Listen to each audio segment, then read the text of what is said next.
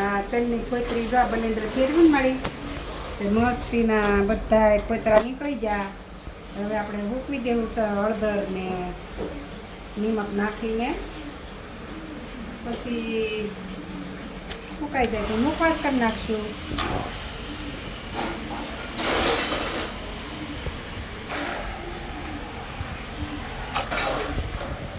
પેલા કોથળા ઘણતા અને નાના મહેનત કરતા હવે આ સીધું ને સરળ જો.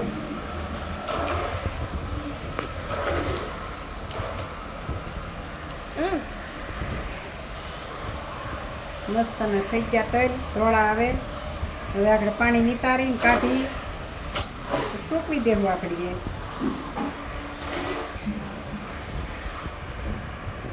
બધું પાણી નીકળી જાય. શરૂ થઈ ગયું બાબુ. પાણી કાઢી લેવાનું.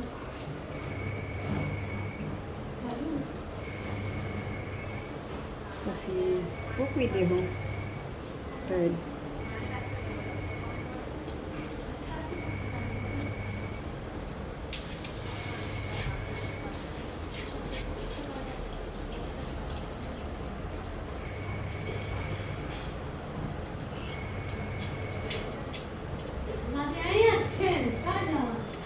Muito bom, já com a minha hoje estiver.